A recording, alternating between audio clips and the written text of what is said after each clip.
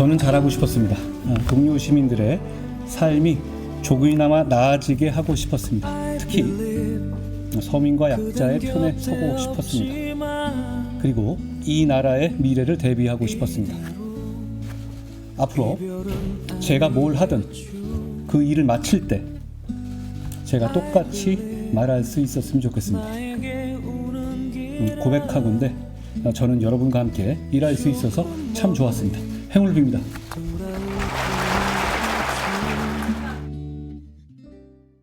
네, 영상 보고 오셨습니다. 정치권의 핫한 이슈를 모은 이슈집 시작하도록 하겠습니다.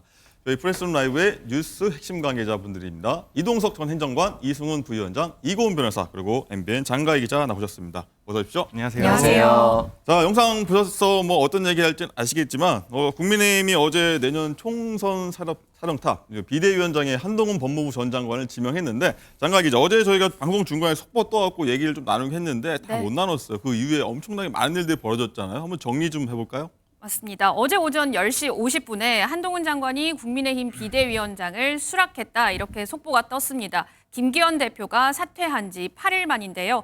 자, 오후에 윤재욱 원내대표가 공식 추대 입장을 밝혔고, 한 장관이 2시 40분경 윤석열 대통령의 사의를 표명을 합니다. 자, 그리고 2시간 만에 사표가 수리됐고요. 오후 5시 한동훈 전 장관 퇴임식을 했습니다. 비대위원장 추대, 수락, 사의 표명, 퇴임식까지 모든 일이 하루 만에 속전속결 일사천리로 이루어졌는데요. 무슨 공이든 후회 없이 휘두르겠다는 한동훈 장관의 말, 그리고 여기에 힘을 실어주는 윤재욱 원내대표의 오늘 발언까지 연이어 들어보겠습니다. 9회 말 투아웃에 투 스트라이크면 원하는 공 들어오지 않아도 스트라이크인지 볼인지 애매해도 후회 없이 휘둘러야 한다고 생각합니다. 국민의 상식과 국민의 생각이라는 나침반을 가지고 앞장서려고 합니다. 그 나침반만으로는 그 길 곳곳에 있을 사막이나 골짜기를 다 알 수는 없겠지만, 지지해 주시는 의견 못지않게 비판해 주시는 다양한 의견도 경청하고 존중하면서 끝까지 계속 가보겠습니다. 우리 정치는 지금 86 운동권 출신이 주도하고 있는 진영 정치와 팬덤 정치, 그로 인한 극한 정쟁으로 질식 상태에 빠져 있습니다.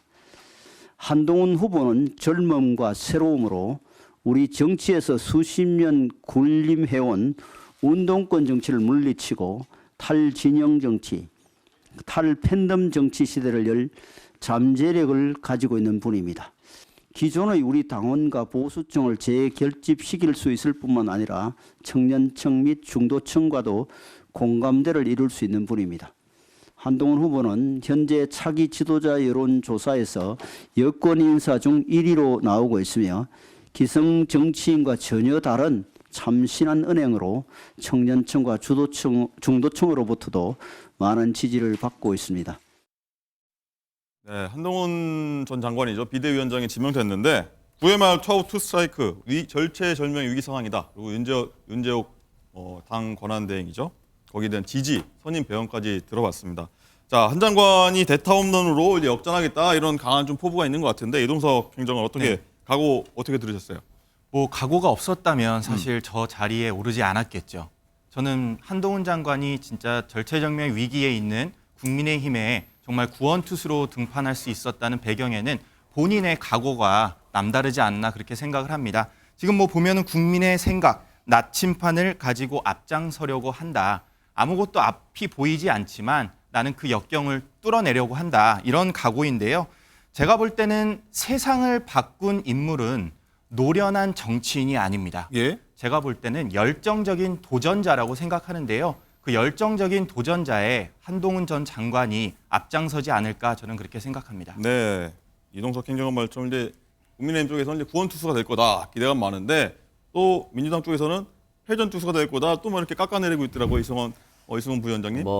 이제 투수로 보면 패전 투수고요. 9회 말 투아웃이라고 했잖아요. 근데 투 스트라이크니까 후회 없이 휘둘르겠다라고 하시는데, 점수차가 굉장히 많이 나는 상태예요. 그럴 때는 홈런보다는 안타를 쳐야 되고, 그래서 주루상에 주자들을 많이 내보내야 되는 상황인데, 원 없이 휘둘렀다가는 결국에 스트라이크 아웃 잡혀서 이 게임이 끝날 수 있는 상황이기 때문에 아직은 한동훈 장관이 지금 국민의힘의 현실에 대해서는 잘 알고 있습니다만 자신이 어떻게 처리를 해야 될 것인가에 대해서는 아직 미흡하지 않나 싶고요. 지금 한동훈 장관이 해야 될 것은 이 야당 탄압보다는 윤석열 정부의 무능에 대해서 이걸 깨부실 수 있는 어떠한 대안들이 제시돼야 되는데 검찰 출신으로서 윤석열 정부의 무능을 깨트릴 수 있는 어떤 메시지들을 내놓을 수 있을까에 대해서는 굉장히 의문이 있고요. 그리고 이제 여론조사 1위이기 때문에 청년과 중도층의 인기를 끌 수 있다라고 하는데 이미 한동훈 장관은 2년 전부터 정치를 했다고 보시면 될 것 같습니다. 거의 법무장관이었습니다만 거의 국민의힘의 비대위원처럼 그런 네. 대변인 역할을 해왔었기 때문에 지금까지 어떤 시행착오들을 많이 거쳤기 때문에 앞으로는 어떤 모습을 보여줄지 또 저도 좀 궁금해지는 부분이 있습니다. 네, 기대 우려까지 드려봤고요. 그리고 아까 처음에 영상 보여드린 게 어제 법무부 장관 이임식이었는데 그때 이런 기자들 질문이 많았습니다. 현직 법무부 장관이 여당 비대위원장으로 곧장 직행하는 게 뭐 초유의 일이 아니냐 여기에 대해서 물어본 게 있는데 어떻게 답했는지 한번 듣고 오겠습니다. 현직 법무부 장관으로서 초유의 여당 비대위원장을 직행하시는 거라 사실 이제 논란도 많고 우려도 많은데 최근 대한민국 10년새에 정말 초유의 일이 많이 있었죠. 다만 제가 그 일을 하는 과정에서 제가 그때 있었던 직분이라든가 위치를 벗어난 적은 저는 없었다고 생각합니다. 지금까지도 그랬고 앞으로도 그럴 겁니다. 한 장관이 이제 수락하면서 이런 말도 했어요. 여의도 문법식으로 이제 밀당 안 하고 나는 이제 결정한 이상 바로 속전속결로 가겠다 이런 얘기를 했는데 일단 뭐 지금 얘기처럼 초유의 일도 최근에 많이 일어났고 본인의 어떤 거치도 그런 변화의 흐름 속에서 일어났다라고 보는데 이거는 어떻게 들으셨어요? 일단 뭐 본인이 지금 뭐 정치를 아직 해보지 않은 사람이다라는 걸 본인이 스스로 인정하지 않았습니까? 그런 면에 있어서는 한동훈 장관이 어떤 역량을 발휘하게 될지 그것은 본인에게 책임이 뒤따를 수밖에 없을 겁니다. 그만큼 본인의 결단이 앞으로도 더 중요하게, 더 세심하게 나올 것으로 보이는데요. 지금 한동훈 장관이 계속해서 나왔던 야당이 주장했던 강성 발언들, 저는 한동훈 비대위원장이 취임하게 된다면 저는 그 발언에 대해서는 좀 부드러운 발언들이 앞으로 계속되지 않을까 싶어요. 어허. 이재명 대표와의 그런 각도 세우면서도 그래도 물밑에서는 어느 정도 조율하는 그런 모습이 나올 걸로 보는데요. 지금 민주당에서 나오는 그런 비판들은 사실 두려운 겁니다. 한동훈 비대위원장이 성공했을 때 이제 우리 국민의힘이 어떻게 성공할지 그것들에 대해서 두려운 건데요. 두렵지 않으면 아무 비판도 하지 않습니다. 아예 무시 전략으로 갈 것이 뻔하고요. 한동훈 비대위원장이 성공했을 때 과연 민주당이 어떤 전략을 갖고 있을지 그것을 좀 곰곰이 생각해 봐야 되지 않은 시점인가 그렇게 생각합니다. 알겠습니다. 이 또 한 장관이 한 전 장관이 이제 비대위원장 그리고 정치권으로 좀 본격적으로 들어오기까지 많은 분들이 사실 스토리를 알고 계실 겁니다.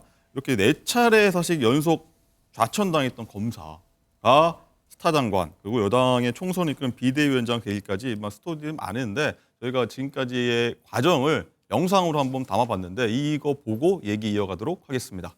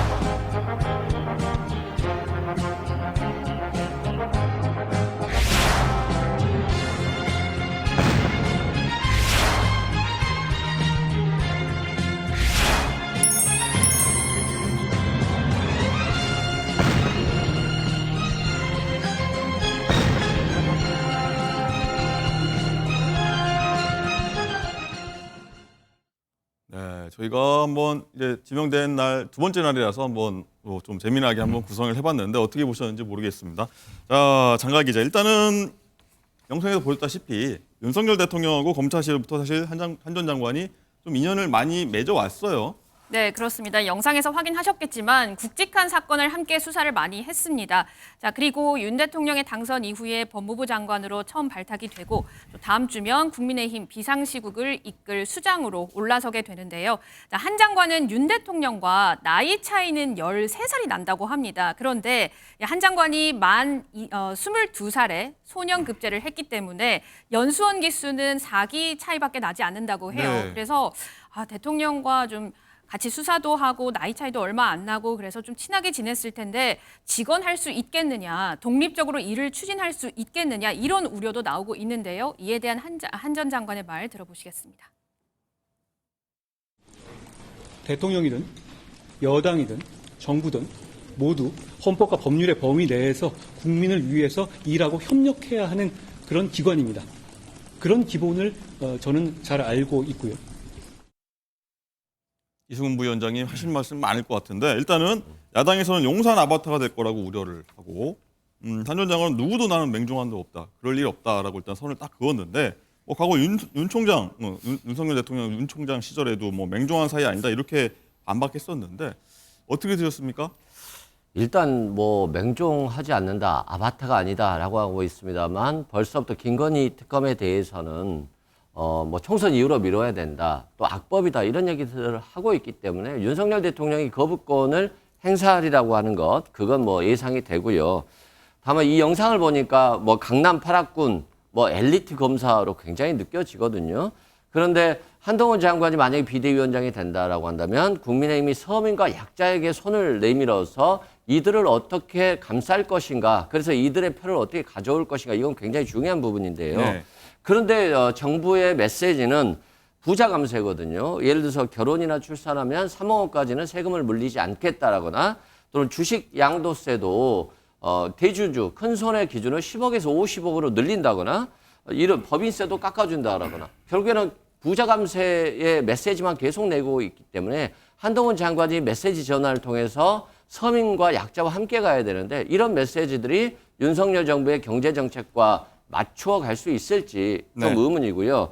아마 예를 들어서 홍범도 장군 흉상 철거 이런 것 같은 경우는 뭐 변화가 가능할 것으로 보여집니다만 결국에는 50억 클럽 특검이라든가 김건희 특검에 대해서 전향적인 조치가 취해지지 않는다라고 한다면 한동훈 장관이 여전히 용산의 아바타에 불과하고 이준석 전 대표 물러났듯이 그리고 김기현 대표를 꽂았는데 거기에 대해서 마음에 안 들어서 다시 바꾸고 그 자리에 다시 용산에 또 아바타를 내놓은 것이니까 얼마나 차별화를 할 수 있을지 거기에 있어서 한동훈 장관의 승패, 국민의힘의 승패가 갈리지 않을까 싶습니다. 알겠습니다. 이동석 행정관, 이제 윤상현 국민의힘 의원은 한 전 장관하고 윤 대통령 관계를 과거 전두환, 노태우 전 대통령이 빗대어서 뭐 깊은 신뢰가 있는 관계다라고 얘기를 하더라고요. 윤 대통령과 가깝게 지냈던 분 아니십니까, 이동석 행정관? 어떻게 나아질 거라 보세요?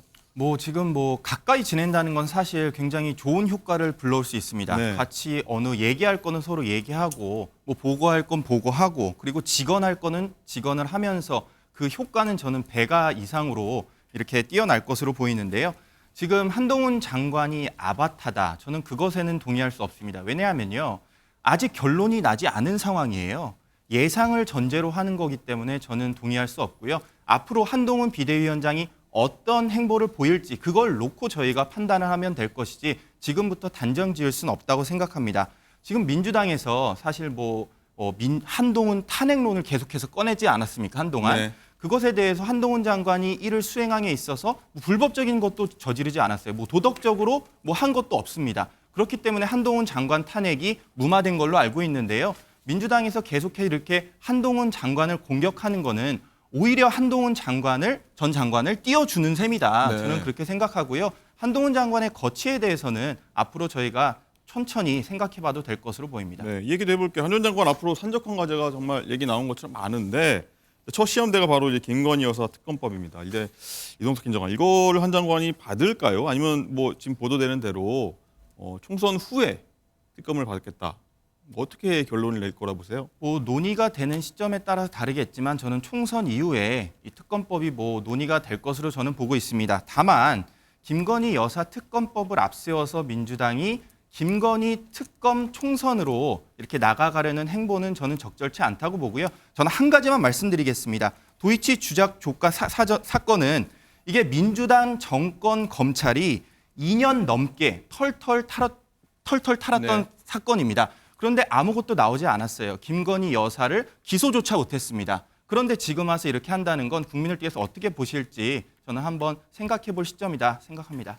여기에 대해서 한 말씀만 예. 드리면 윤석열 정부가 검찰 정부라고 하잖아요. 그러면 검찰 수사는 잘해야 되잖아요. 이재명 대표에 대해서는 1년 8개월 동안 수사하면서도 아직까지 끝내지를 못하고 있는데 이건 더 수사하고자 하는 의지 때문에 그런 거잖아요. 근데 김건희 여사에 대한 수사는 이미 공범들 유죄 판결 다 받고 확정된 피고인들이 굉장히 많아요. 그렇다고 한다면 김건희 여사에 대한 검찰의 수사 결과가 나왔다라고 한다면 특검을 갈 필요가 없거든요. 근데 그러한 것들을 하지 않고 뭉개고 있기 때문에 그 수장이 법무부 장관 한동훈 장관 아니었겠습니까? 그렇기 때문에 한동훈 장관에 공정하지 못하다라고 말씀드리는 것이고요. 만약에 김건희 여사 특검에 대해서 총선 이후로 미룬다. 그러면 야당에 대한 수사라든가 야당에 대한 재판도 다 미뤄야지 윤석열 정부가 공정해지지 않겠습니까? 그래서 미룬다는 것 자체는 이루어질 수 없는 얘기다. 이런 말씀 드리고요. 네. 한동훈 장관의 아바타 문제는 국민의힘의 심각한 논리라고 생각해요. 만약에 이게 한동훈 장관이 정말로 용산과 전혀 차별하지 못하고 그대로 간다라고 한다면 결국에는 용산 아바타로 사건은 그냥 끝나버리지 않을까. 9회 말 투아웃에서 삼진 아웃을 당할 것으로 보여집니다. 알겠습니다. 뭐 당정 관계 얘기 많이 했는데 사실 그에 앞서서 한 전 장관, 이제 한정훈 비대위원장이 된다면 비대위 구성이 가장 먼저 이루어져야 되는데 구성 그리고 인적 쇄신, 이 성패의 핵심이다 이런 얘기들이 많이 나오고 있는데 어제 이와 관련해서 한 전 장관이 얘기를 한 게 있는데 그거 듣고 얘기 이어가도록 하겠습니다. 비상대책위원장이잖아요. 굉장히 비상적인 상황이라는 점을 의미하는 것인데요. 국민을 위해서 열정적으로 헌신할 수 있는 실력 있는 분을 모시는 것이 중요하다고 생각합니다. 특별히 어떤 분과 접촉하고 있지는 않습니다. 예, 이동석 김정관. 네. 일단은 성공사를 꼽히는 비대위 구성 얘기를 해볼게요. 2012년 박근혜 비대 때 당시 26살 이준석 전 대표 그리고 김종인 전 비대위원장이 이름을 올렸지 않습니까? 나오는 지금 보도 보면 한 전 장관이 이미 이제 뭐 알아보기 시작했다. 비대위원들 알아보기 시작하더라고요. 네. 어떻게 구성을 해야 된다고 보세요? 뭐 일단 어떤 인물들? 한 전 장관이 지금 딱 언론에서 비치는 모습이 새로운 인물입니다. 뭐 당연히 장관직은 수행했지만 정치권에 입문한 거는 완전 새로운 얼굴이거든요. 예. 한동훈 전 장관이 비대위원장에 들어서게 된다면 완전히 새로운 인물을 정치권에 내세워야 된다고 저는 완전히 생각을 새로운 합니다. 인물. 기존의 정치권에 있던 인물이 아닌 정말 각계 분야에 있던 그런 인물들을 섭외해서 정말 참신한 인물로 치어진다면 저는 비대위가 굉장히 성공을 이끌 것으로 봐요. 하지만 지금 한동훈 장관이 정면에 뉴스 정면 중심에 있지 않습니까? 근데 저는 한동훈 전 장관의 비대위원장직은 관심이 2주 후면 어느 정도 사그라들 것이다라고 예상을 합니다. 네. 그 이유가 이제 공관위원장이 선임이 됩니다. 그렇기 때문에 이 총선 자체는 공관위원장 중심으로 가는 거지 비대위원장은 결국에는 한 발씩 물러나서 의결할 것만 하는 그런 모습을 보일 텐데요. 한동훈 전 장관이 앞으로 새로운 인물을 전면에 내세운다면 저는 국민의힘 입장에서도 그리고 민주당 입장에서도 굉장히 불안함을 느끼지 않을까 저는 그렇게 생각을 합니다. 네, 뭐 공관위원장 얘기 나온 김에요. 어제 사실 한동훈 장관 비대위원장 수락했다는 보도 이후에 직후에 바로 인요한 공관위원장 소리라고 보도가 나와서 모두가 깜짝 놀랐는데 사실 가짜 뉴스로 밝혀졌는데 이승훈 부위원장님 그만큼 이제 공관위원장이 중요하다는 자리 아니겠습니까? 앞으로 그렇죠. 총선을 이끌. 굉장히 중요한 자리고요. 아마도 한동훈 장관이 임명을 안 한다고 한다면 결과적으로 용산에서 임명을 할 것이기 때문에 만약에 더 찐인이 오는지 또는 검사 출신이 오는지 용산에 경제수석들 뭐 이런 수석들이 오는지 한번 지켜봐야 될 것 같고요. 만약에 그렇게 온다라고 한다면 국민의힘의 혁신으로 보여지지는 어려울 것이다 이런 말씀 드리고요. 예를 들어서 한동훈 장관 같은 경우는 정치를 잘 모른다고 하시는데 대통령도 잘 모르지 않았습니까? 근데 여기에 대해서 참신한 인물들이 온다라고 한다면 비대위가 정치를 모르는 사람들로 꽉 채워질 것이기 때문에 국민의힘에 또 다른 위기가 올 수도 있고요. 과거의 여야를 떠나서 정치에는 최고위원들이 뭐 어른이 있는 겁니다. 당의 어른들이 있어서 훈수를 줄 때도 있고 공격을 할 때도 있고 방어를 할 때도 있었는데 지금 국민의힘 최고위원들 보면 저는 김병민 최고위원하고 장해찬 최고위원밖에 안 보이거든요. 네. 당의 어른들이 없는 것 같은 느낌이 들어서 이런 부분들을 좀 채워줘야 될 것인데 이런 부분들은 없이 그냥 참신한 인물, 새로운 인물, 젊은 사람으로만 채운다라고 한다면 당이 좀 길을 잃을 수도 있겠다 이런 생각이 듭니다. 네, 뭐 비대위 구성 비슷한 말씀도 해주셨는데 뭐 당 중진 그리고 X세대 이런 말도 나오고 뭐 여성 위원들도 뭐 추천되고 있는 것 같다 이런 얘기도 나옵니다. 자, 이동석 위원장 그 공관위원장 자리 그럼 이뇨한 위원장 말고 누가 좋을까요? 저는 뭐 공관위원장 후보군에는 이게 크게 두 갈래로 나뉠 수 있다고 네. 봐요. 이게 정치인, 비정치인. 뭐 정치인의 입장에 있어서는 한동훈 장관이 정치의 뭐 초년생이기 때문에 정치인 중진을 내세운다면 어느 정도 그런 화해가 어느 호흡이 이루어지지 않을까 생각하는 부분인데요. 뭐 당 중진에서도 여러 후보가 있는 것으로 알고 있습니다. 다만 비정치인 중에서는 한동훈 비대위원장이 들어서게 된다면 저는 뭐 이뇨한 혁신위원장도 가능하다고 보고요. 이뇨한 뭐 혁신위원장도. 다른 분들도 여러 분들이 지금 거론이 되고 있는 것으로 알고 있습니다. 뭐 공관위원장 절차는 아직 뭐 2주 정도가 남아있기 때문에 추후에 좀 보면 될 것 같고요. 정치인을 선택할지 아니면 비정치인을 선택할지 그 분야에 집중하시면 좀 재밌을 것 같습니다. 일각에서는 이제 공천이야 사실 공관위원장이 하겠지만 어쨌든 비대위원장도 약간 호흡을 맞춘 거 아니겠습니까? 그런 면에서 한 전 장관이 누구한테도 빚진 게 없다. 그래서 공천 제대로 할 거다. 이런 얘기도 나오는데 이승훈 부위원장은 그렇게 또 안 되리라 보십니까? 그렇게 안 되겠죠. 왜 그러냐면 김기현 대표를 본인이 만드셨잖아요. 용산에서. 근데 지금 갑자기 선거 직전에 거의 자르다시피 하고 새로운 인물이 한동훈 장관을 놨단 말입니다. 근데 이분은 아주 그냥 공동체 의식을 갖고 있고 깊은 신뢰를 갖고 있다는 거잖아요. 그러면 대통령의 말을 듣고 하지 않겠어요. 이건 실은 저는 초유의 사태라고 하는데 과거 군부 독재 시절에나 대통령이 당 총재를 겸임하거나 또는 당 대표를 바꾸거나 이럴 수는 있었습니다만 요즘 같은 시대에 당 대표를 이렇게 쉽게 바꾼다는 것 자체가 저는 좀 이해가 안 되고요. 이런 방식으로 갔을 때 결국에는 한동훈 장관이 저는 설 자리는 별로 없다고 보여지고요. 한동훈 장관은 결국 우리 박근혜 전 대통령이 성공한 건 두 가지거든요.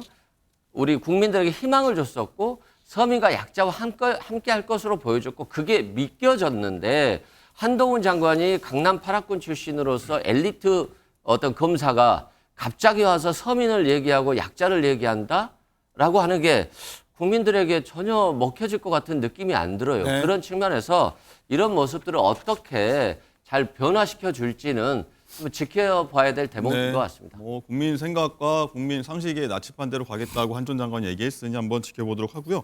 자, 그리고 젊은 유권자를 잡기 위해서는 이준석 전 대표 포용을 해야 된다. 이 여부도 중요하다고 하는데 저희가 관련 발언 한번 모아봤습니다. 앞으로 이준석 전 대표 같이 탈당이나 신당 창당하신을 예고하신 분들이 있는데 이분들 또한도 만나실 의향이 있으신지? 저는 당을 가리지 않고 다양한 생각을 가진 많은 분들을 만나야 한다고 생각합니다. 그렇지만 특정한 사람에 대해서 따로 생각해 본 적은 없습니다. 만날 수는 있지만 만나도 할 말이 별로 없다라는 생각이 들고요. 만약 온다 하더라도 당을 파악하는 데 시간이 걸릴 것이고 그런 어떤 피상적인 대화로는 지금의 문제가 아무것도 풀리지 않을 것이기 때문에 저는 뭐 만남을 회피할 생각은 없지만 기대가 없습니다. 이준석 대표를 과연 포용할지 안 할지 굉장히 궁금하고요. 또 이재명 민주당 대표하고는 일대 검사 대 뭐 피의자 대결 구도로 가고 있어서 저희가 한번 어떻게 각 당 수장으로 경쟁 관계 될지 한번 지켜보도록 하겠습니다.